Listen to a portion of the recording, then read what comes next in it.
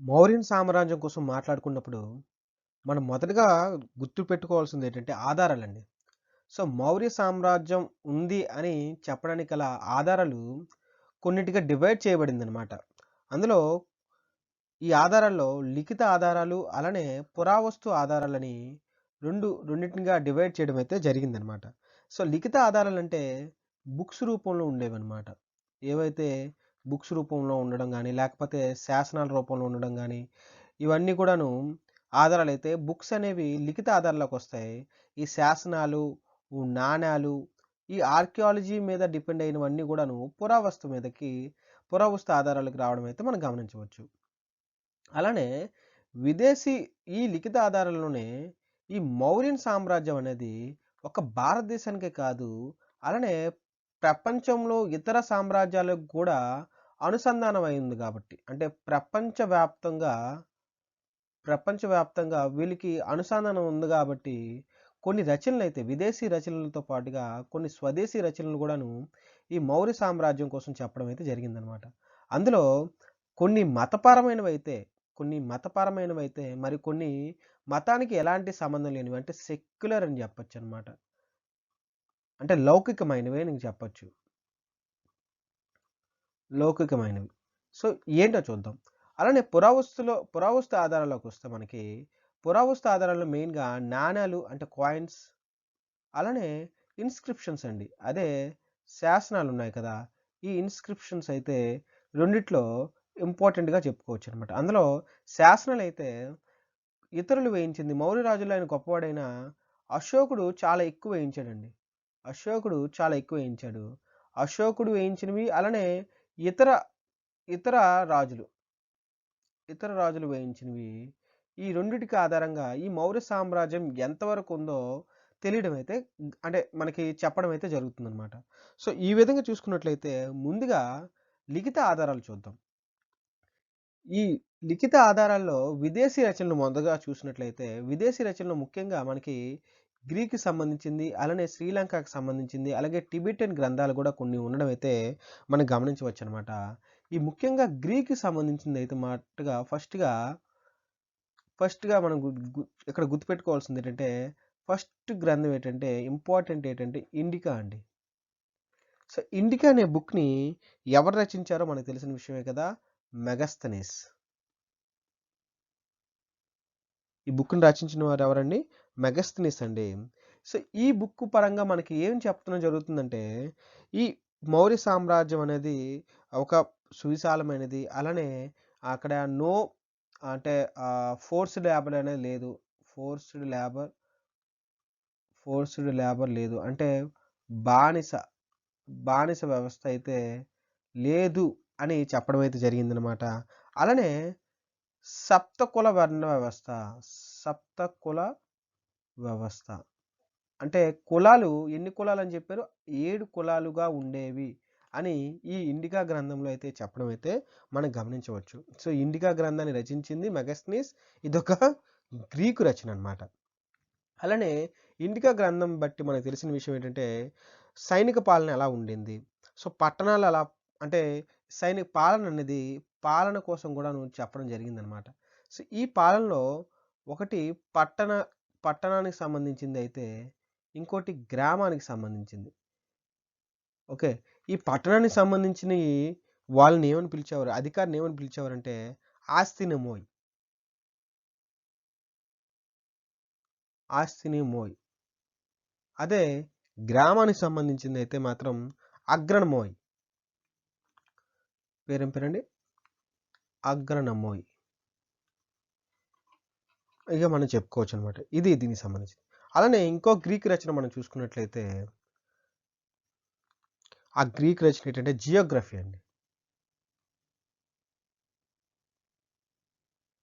Geography. ఇంకో రచన ఏంటంటే Geography. ఈ బుక్ రచించింది ఎవరు అంటే మనకి స్ట్రాబో. ఓకే. జియోగ్రఫీ రచించింది స్ట్రాబో అనమాట. అలానే తర్వాత ఇంకోటి బుక్ రచించింది ఏంటంటే న్యాచురల్ హిస్టరీ. Natural history. ఈ బుక్ రచించింది ఎవరంటే ప్లీనీ అండి. ఇతను రోమ్ నగరానికి చెందిన అతను. రోమ్.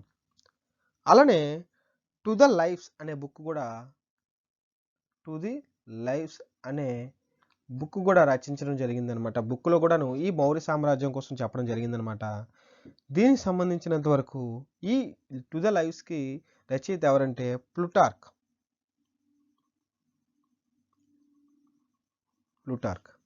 సో ఇదంతా కూడాను గ్రీక్ రచనలోకి రావడం అయితే మనం గమనించవచ్చనమాట. అలానే శ్రీలంక రచనలు కొన్ని ఉన్నాయి. శ్రీలంక రచనలు మాక్సిమం అంటే ఇక్కడ 2 ఇంపార్టెంట్ ఉన్నాయండి. అందులో మొదటిది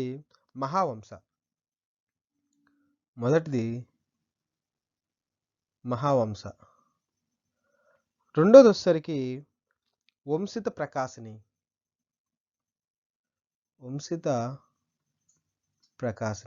సో ఈ 2 కూడాను ఈ శ్రీలంకకు సంబంధించినవే మనం గమనించవచ్చు. ఈ 2 కూడా ఈ శ్రీలంక రచనలుగా మనం చెప్పుకోవచ్చనమాట. ఈ మహావంశ అనేది ఏమని చెప్తుందంటే ముఖ్యంగా అశోకుని బేస్ చేసి చెప్తుంది.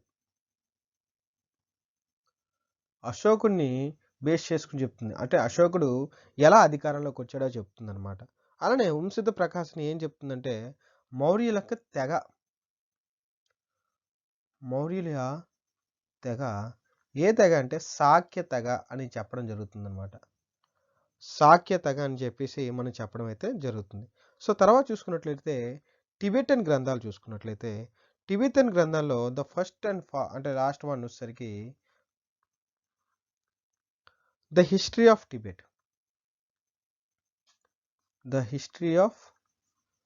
టిబెట్. ఈ బుక్ రచించింది ఎవరు అంటే లామా తారానాథ్ అండి. ఇతను ఈ బుక్ని రచించడం అయితే చేయొచ్చాను. ద హిస్టరీ ఆఫ్ టిబెట్ అనే బుక్ని రచించడం చేయొచ్చు అనమాట. సో ఇది కూడా ఎలా అంటే అశోకుడు ఎలా అధికారంలోకి వచ్చాడు. అలానే ఈ బుక్కి హిస్టరీ ఆఫ్ టిబెట్కి మెయిన్ దేని మీద ఎవరి మీద రాసిందంటే అశోకునిపై ఈ బుక్ అయితే ఉండడం అయితే మనం గమనించవచ్చు అనమాట. సో ఇవండి విదేశీ రచనలకు సంబంధించి.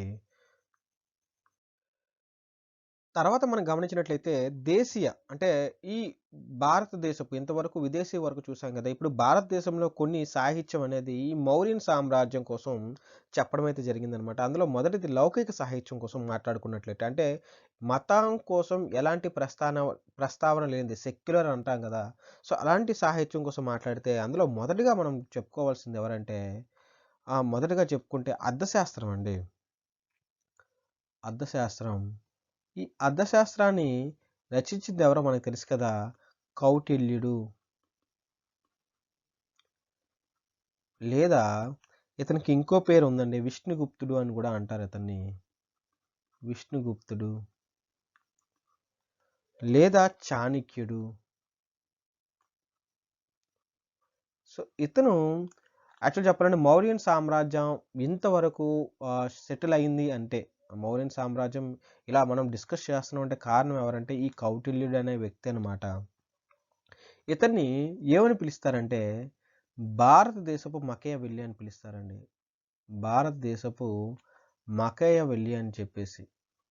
యాక్చువల్ చెప్పాలంటే ఈ మకేయవెల్లినే యూరపు కౌటిల్యుడు అని చెప్పాలండి.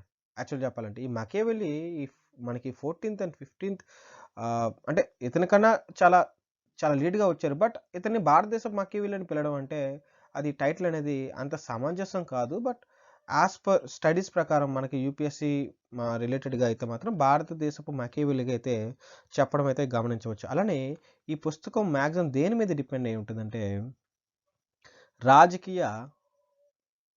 రాజకీయ అలానే ఆర్థికపరమైన అంశాలపై అయితే మాత్రం ఈ యొక్క అర్థశాస్త్రం బుక్ అయితే ఉండడం అయితే గమనించవచ్చు అనమాట. అలానే ఇది మొదటి లౌకిక గ్రంథం. ఓకే, ఈ లౌకిక గ్రంథం అంటే మనకు తెలిసిన విషయం. అలానే దీని మీద ఒక కామెంటరీ అయితే రాయడం అయితే జరిగిందనమాట. ఎవరు రచించారు అంటే ఈ అర్థశాస్త్రం మీద వ్యాఖ్యానం రచించింది. వ్యాఖ్యానం రాసింది ఎవరంటే భట్టాస్వామి. భట్టాస్వామి అన్నమాట. ఇతను రాసిన వ్యాఖ్యానం పేరేం పేరంటే ప్రతిపాద సంచిక. ప్రతిపాద సంచిక. అలానే ఈ అర్థశాస్త్రంలో ఎన్ని భాగాలు ఉన్నాయంటే 15 భాగాలు అయితే ఉండడం అయితే గమనించవచ్చు.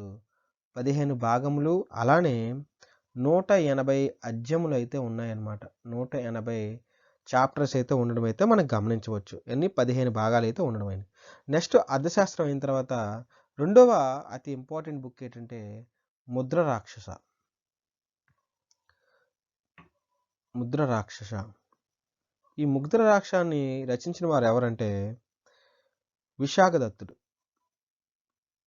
విశాఖదత్తుడు.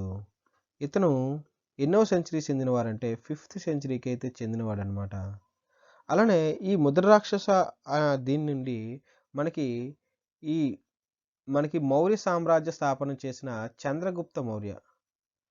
చంద్రగుప్త మౌర్య ఎవరిని ఓడించాడంటే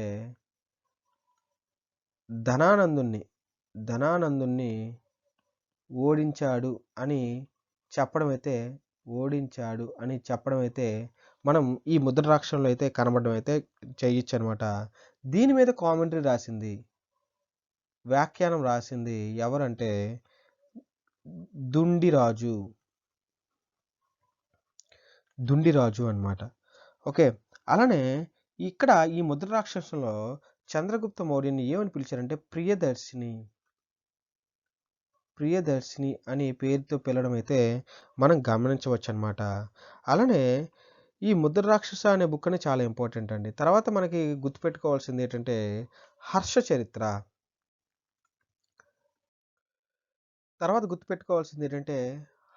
చరిత్ర. హర్ష చరిత్ర బుక్ రాసిన వాడు ఎవరండి? బాణుడండి. ఈ బుక్ రాసిన వారు ఎవరంటే బాణుడు. ఈ బుక్ అనేది ఎవరి యొక్క జీవిత చరిత్ర అంటే హర్షుని యొక్క జీవిత చరిత్రగా మనం చెప్పుకోవచ్చు అనమాట. అలానే ఈ హర్ష చరిత్ర ప్రకారం, ఈ బుక్ ప్రకారం అయితే మౌర్య సామ్రాజ్యంలో చివరి రాజు అయిన బృహదత్తుడు, చివరి రాజు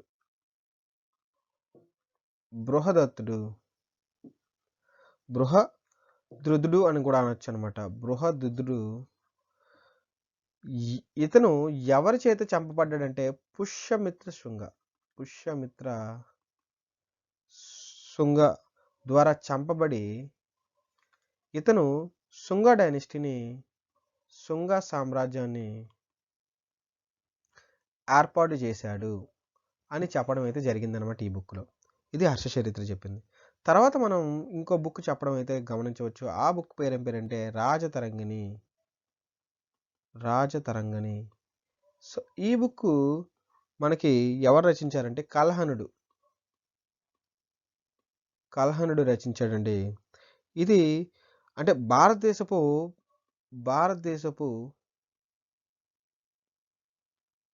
మొదటి చరిత్రకారుడు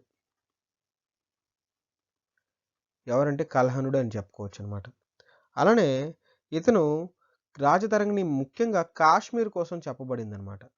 కాశ్మీర్ యొక్క గొప్పతనాన్ని అయితే చెప్పడం జరిగిందనమాట. ఈ కాశ్మీర్ యొక్క గొప్పతనం చెప్తుందంటే కాశ్మీర్ని ఎవరెవరు పరిపాలించారు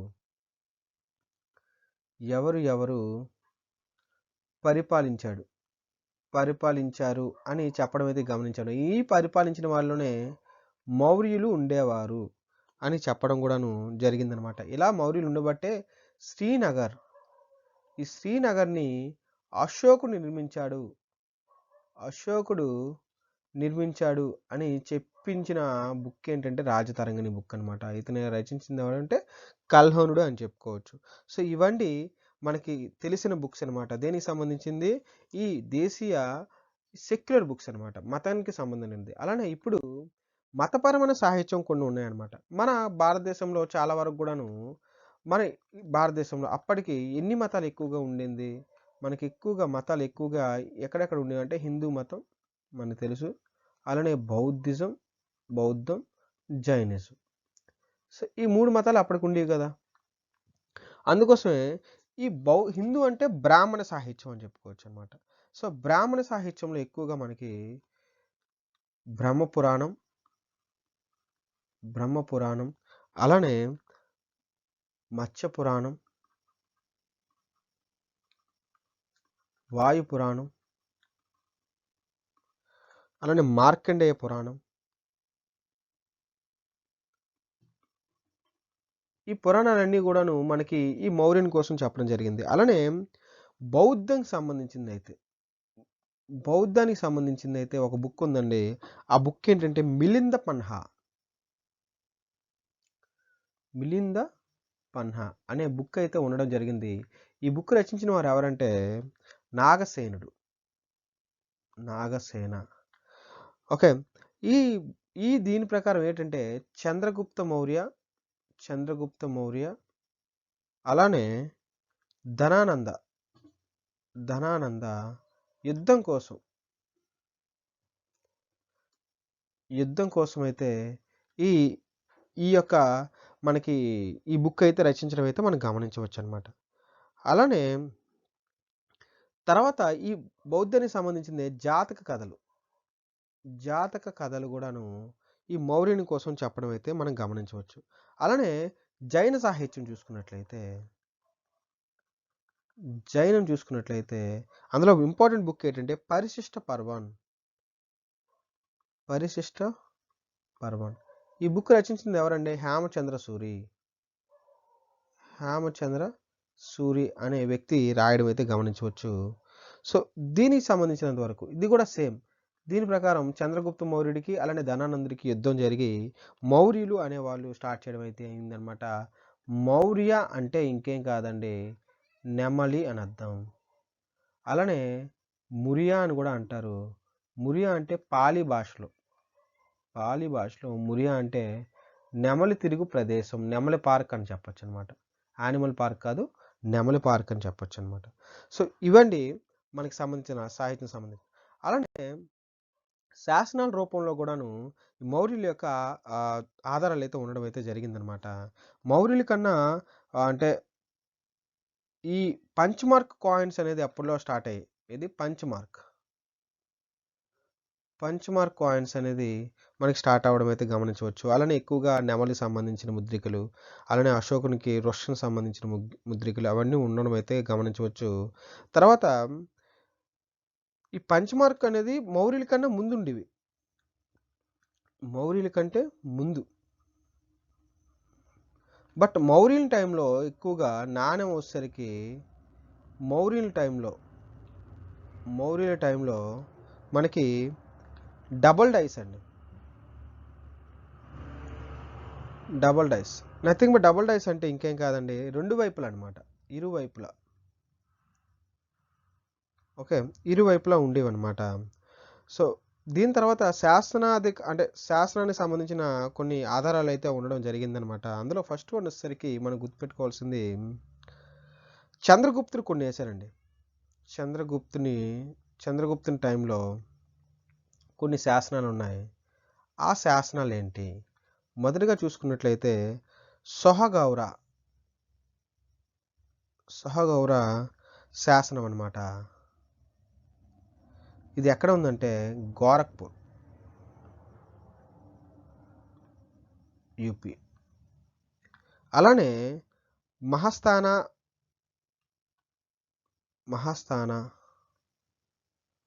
శాసనం ఇది ఎక్కడ ఉందంటే ఇప్పుడున్న బంగ్లాదేశ్.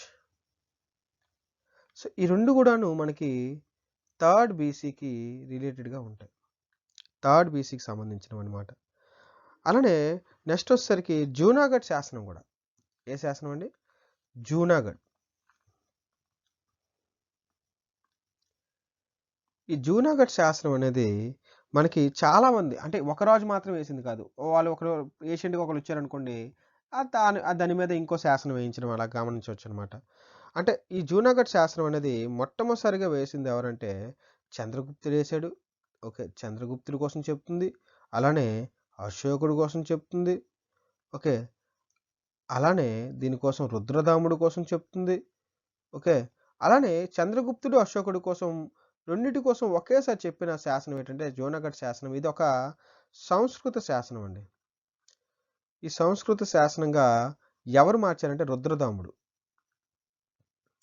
అందుకోసమే మనకి భారతదేశంలోనే ఒక రాజుచే వేయబడిన సంస్కృత శాసనమైన మొట్టమొదటి సంస్కృత శాసనం ఏంటంటే జూనాగఢ్ శాసనం అండి. ఆ రాజు ఎవరంటే రుద్రదాముడు అని గుర్తుపెట్టుకోండి. అలానే దీని పరంగా ఏం చెప్పారంటే సుదర్శన తాటకం, సుదర్శన తాటకం కోసం ప్రస్తావన అయితే రావడం అయితే గమనించవచ్చు. సుదర్శన తాటకం కోసం ప్రస్తావన అయితే రావడం అయితే మనం చూడొచ్చు. దీనికి సంబంధించింది సుదర్శన తాటకాన్ని రిపేర్ చేసింది ఎవరంటే పుష్య వైశ్యగుప్త. ఇతను పుష్య వైశ్యగుప్త ఎవరంటే ఈ చంద్రగుప్తకి రిలేటివ్గా మనం చెప్పుకోవచ్చు అనమాట. తర్వాత ఈ జూనాగఢ్ శాసనం మీద ఇంకెవరు వేయించారంటే జూనాగఢ్ శాసనం మీద ఈ శాసనం మీద మళ్ళీ ఎవరు వేయించారంటే స్కందగుప్తుడు.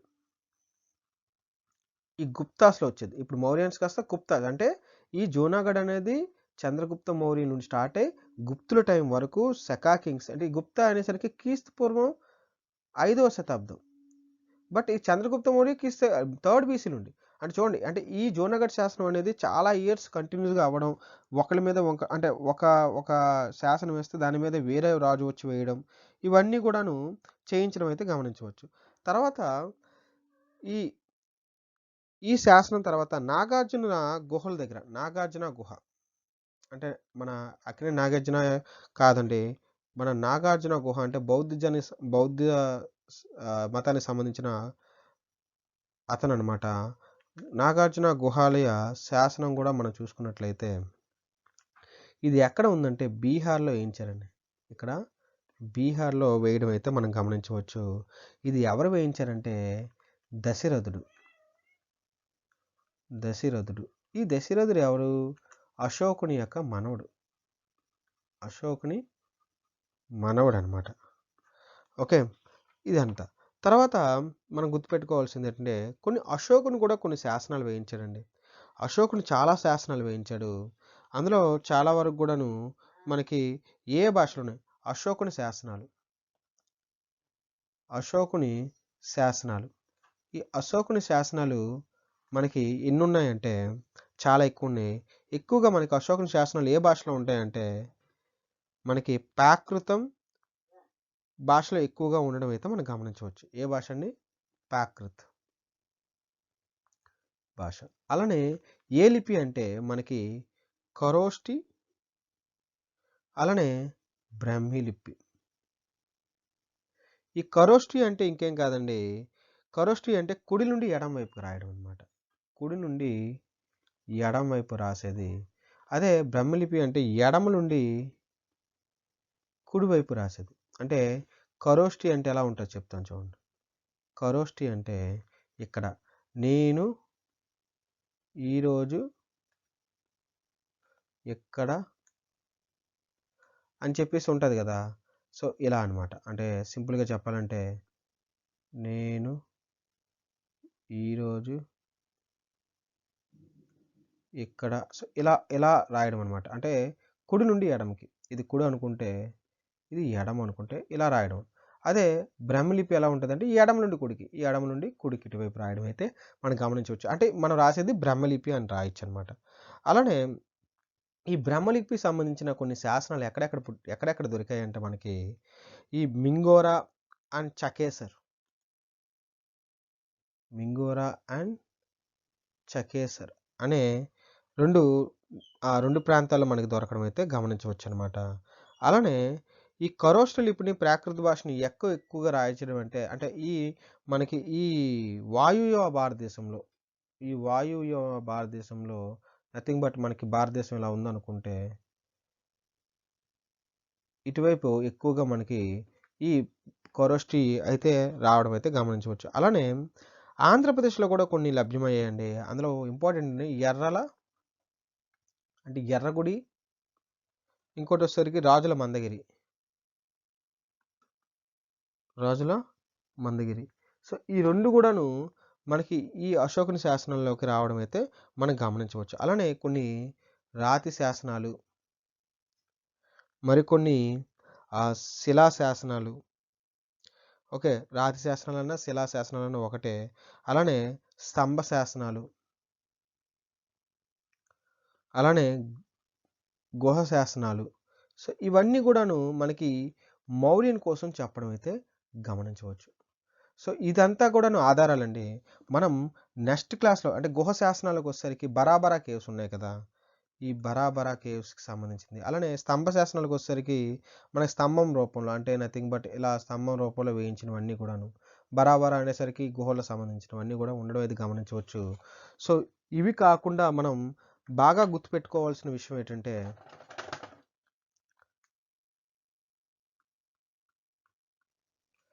వీటి యొక్క శాసనాలు ఎలా ఉన్నాయి? ఆ భాష ఏంటి? వాళ్ళ యొక్క ప్రకృతి అంటే వాళ్ళ యొక్క లిపి ఏంటి? అలానే ఏ గుహాలయాలు ఎక్కడెక్కడ ఉన్నాయి? సో, ఎవరు అనేది బాగా గుర్తుపెట్టుకోవాలండి. ఈ మౌర్యన్ సామ్రాజ్యంకొచ్చేసరికి.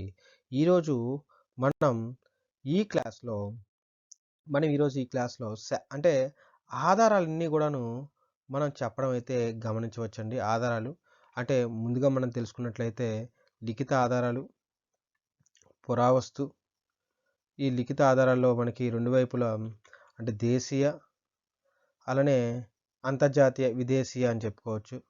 విదేశీయ కోసం చెప్పుకున్నాం. పురావస్తు వచ్చేసరికి శాసనాలు, అలానే నాణేలు.